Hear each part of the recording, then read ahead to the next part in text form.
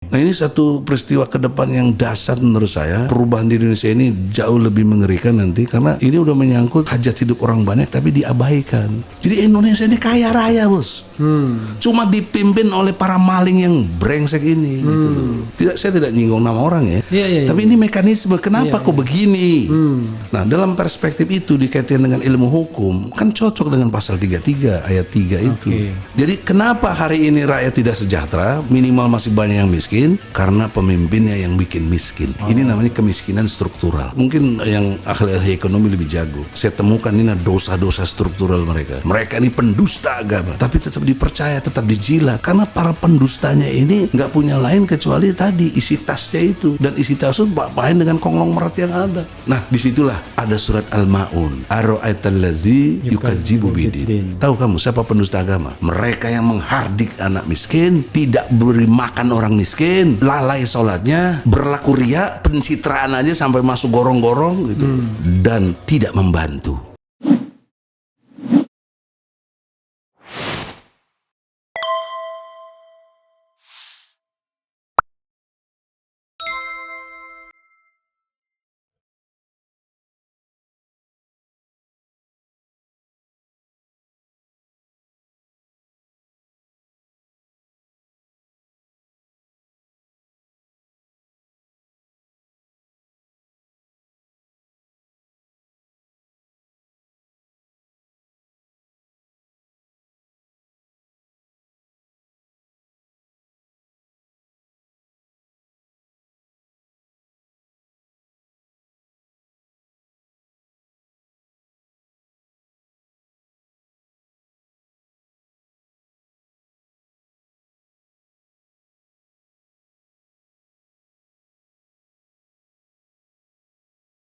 Nah, itu konsep besar saya, betapa cerdasnya presiden yang kita harapkan untuk ke depan ini mampu mengelola sumber daya alam yang ada di kita. Anda harus jangan pikir kita ini Masya Allah. Dulu 350 tahun lalu, tambah 76 tahun lalu, Belanda ke kita ngapain? Kan cuma soal rempah-rempah. Iya.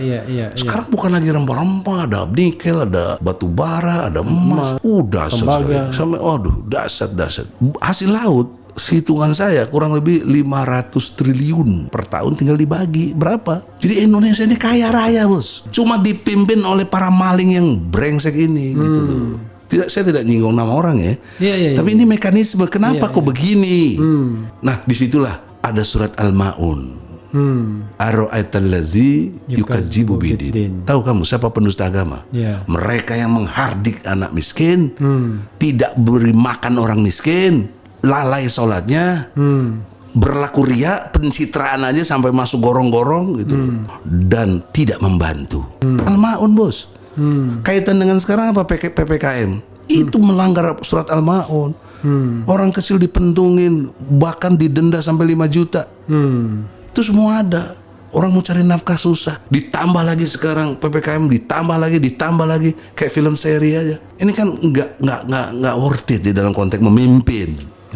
Pemimpin itu adalah orang yang mampu merubah keadaan dari tidak baik menjadi baik. Itu pemimpin, nggak usah sok-sok pinter lah. Apa sekarang perubahan yang terjadi sejak zamannya dari mulai Soekarno, SBY. Jadi pemimpin itu dari yang tidak baik menjadi baik. Iya. Kalau tidak jadi dari tidak baik tambah buruk, itu pemimpi. Bukan pemimpi, bahkan pendusta tadi, pendusta.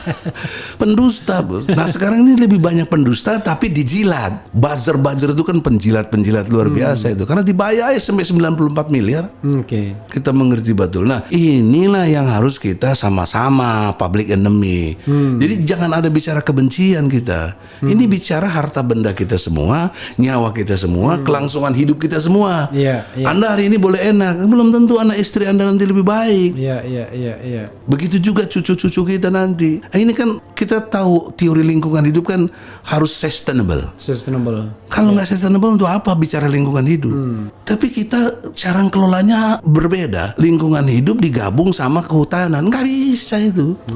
Menterinya itu teman saya sekelas tuh, Siti Nurbaya. Sekelas saya sama dia. Sekelas di S2, S3. Nah, jadi dalam konteks itu kok ilmu yang dia pakai nggak ngerti, karena dalam konteks konteks lingkungan itu harus punya kemampuan memahami materi, energi, dan informasi. 3 besar inilah yang membuat lingkungan itu jadi bagus, sustainable itu. Energinya gimana, materinya gimana, informasinya apa. Nah, dalam perspektif itu dikaitkan dengan ilmu hukum, kan cocok dengan pasal 33 ayat 3 itu. Oke. Jadi kenapa hari ini rakyat tidak sejahtera, minimal masih banyak yang miskin? Karena pemimpinnya yang bikin miskin. Ini namanya kemiskinan struktural. Oke. Kemiskinan struktural, mungkin yang ahli ekonomi lebih jago. Saya perspektif hukumnya aja. Saya temukan ini dosa-dosa struktural mereka. Mereka ini pendusta agama. Oke. Tapi tetap dipercaya, tetap dijilat. Karena para pendustanya ini nggak punya lain kecuali tadi isi tasnya itu. Dan isi tas itu main dengan konglomerat yang ada. Yang membuat dia dibiayai, jadilah boneka dia. Dia merasa sur sendiri, padahal dia menghancurkan dirinya sendiri.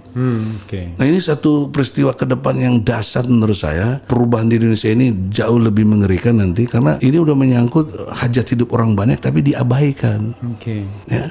Persoalan seriusnya ada 2. Ukuran kesuksesan itu kan dalam konteks kepemimpinan tadi mampu merubah keadaan. Nah, kita lihat sekarang ukur satu-satu. Terakhir ini yang Jokowi. Apakah terjadi perubahan lebih baik atau enggak?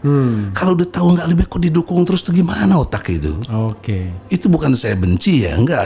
Saya Jokowi itu presiden kita kok. Subjektif ya. Iya, subjektif dong. Iya. Tapi dikemas secara objektif. Iya. Melihat fakta-fakta, bukan kebenciannya.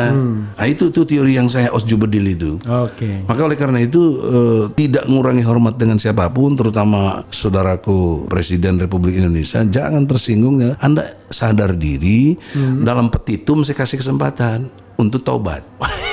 Luar biasa. Kalau nggak mau taubat, Anda mundur. Kalau enggak, nanti rakyat bergerak memundurkannya. Itu konsepnya sederhana aja. Tobat itu maksudnya mengubah kebijakan. Iya. Oke. Kan tobat itu ada 3. 1 mengakui kesalahan. 2 tidak akan mengulangi lagi. 3 mengganti. Ganti. Nah, gantilah kebijakan-kebijakan yang jangan sampai rakyat dimiskinkan. Oke. Dengan listrik, Iya. PLN, itu menurut hemat saya sumber daya alam yang dikuasai oleh listrik ini paling besar. Oke. Ya, setelah itu BRI, setelah itu yang lain-lain. Oke. Itu PLN sekarang ini Masya Allah. Kita bayar sedikit aja didenda. Tapi bagaimana mendistribusikan nilai-nilai listrik untuk kesejahteraan? Juga kehutanan. Pernah sahabat saya MS Kaban jadi Menteri Kehutanan, saya kritik, Ban, lu jadi menteri, masyarakat seputar hutan tetap miskin. Apa artinya kau? Padahal dia ambil sumber daya dari situ. Oke. Ya, cuma hahaha gitu. Sudah. Itu sahabat saya ya. Artinya saya bisa ngomong gitu karena selama ini bersama terus. Tidak bermaksud destruktif tapi membangun. Nah, lihat ukur kebijakan para menteri yang ada. Kan yang dilihat dapat fee-nya. Seperti free apa ini juga apa namanya nih?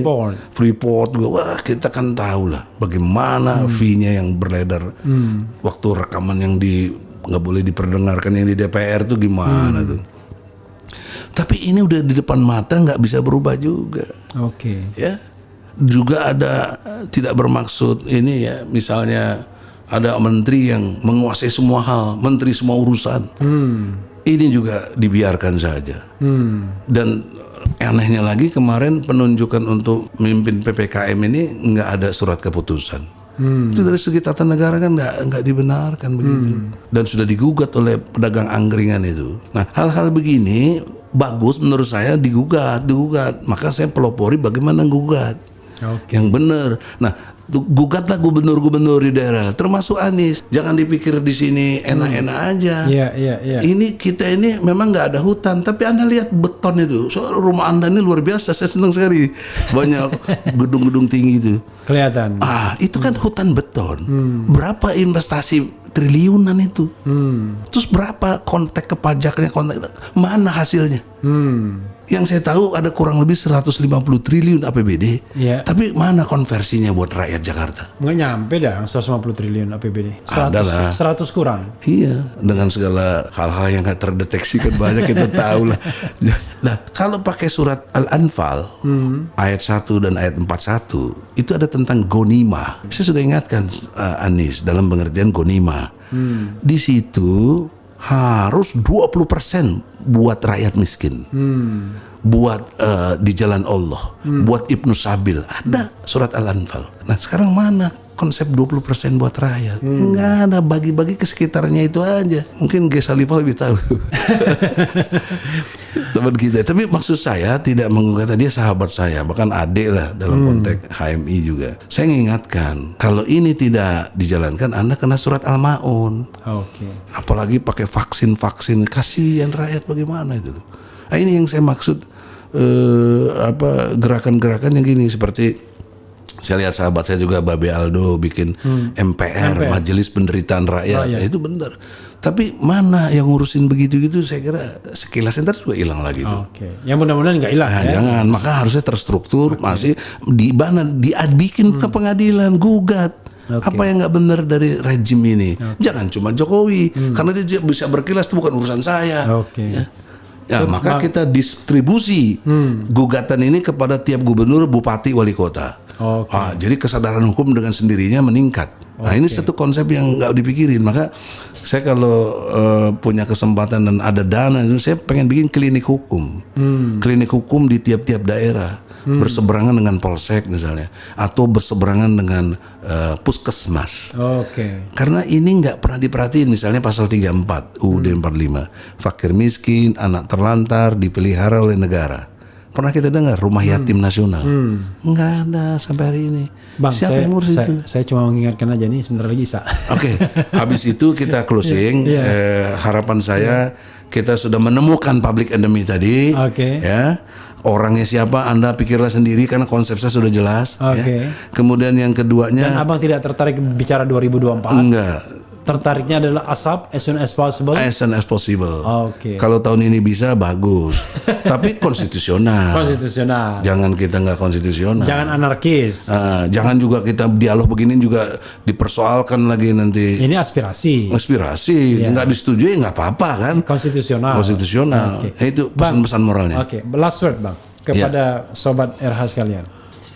Sahabat RH Refli Harun yang dimuliakan Allah.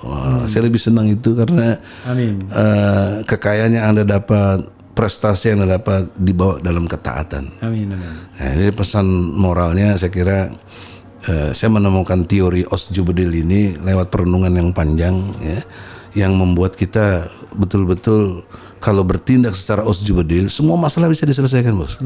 Saya bisa terangkan, di situ ada skemanya juga. Nah, untuk itu tidak bermaksud promosi, ini adalah output untuk penyelesaian masalah. Ketika orang ditanya bagaimana nyelesain masalah, banyak yang nggak ngerti. Saya bisa jawab secara konsep maupun aplikasi. Ya, insya Allah tahun ini ada perubahan. La haula wala quwata illa billah. Amin ya rabbal alamin. Insya Allah.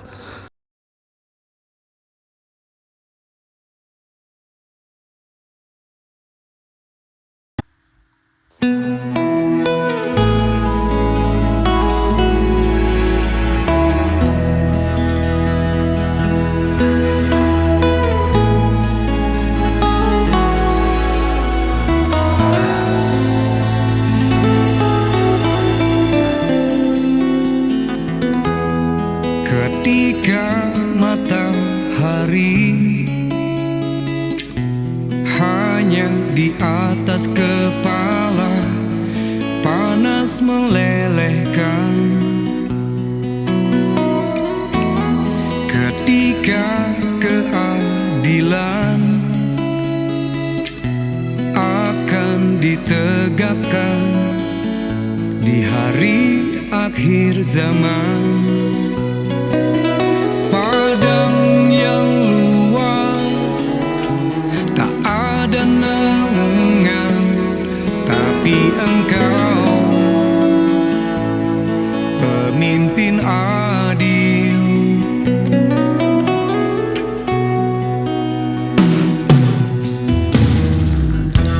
Setiap manusia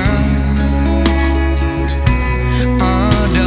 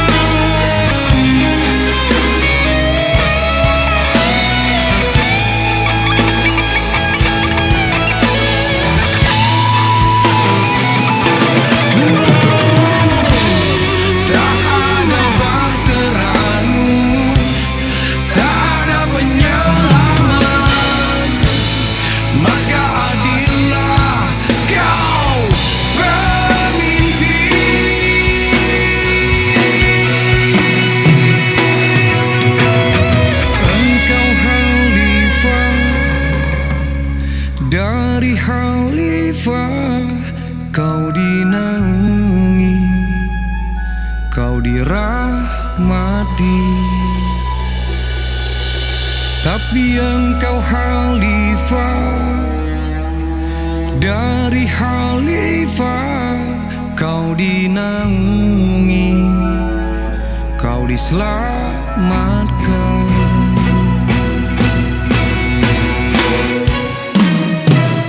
Engkau bisa bawa mata air kebaikan bagi manusia.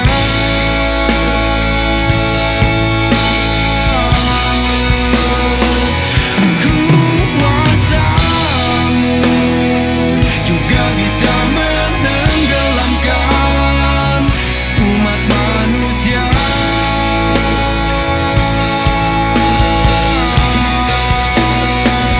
Engkau bisa bawa mata air kebaikan bagi manusia.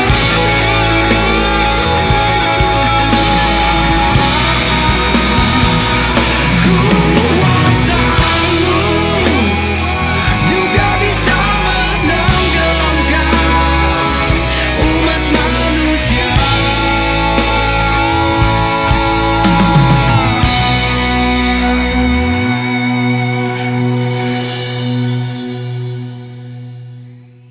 Tapi engkau khalifah, dari khalifah kau dinaungi, kau diselamatkan.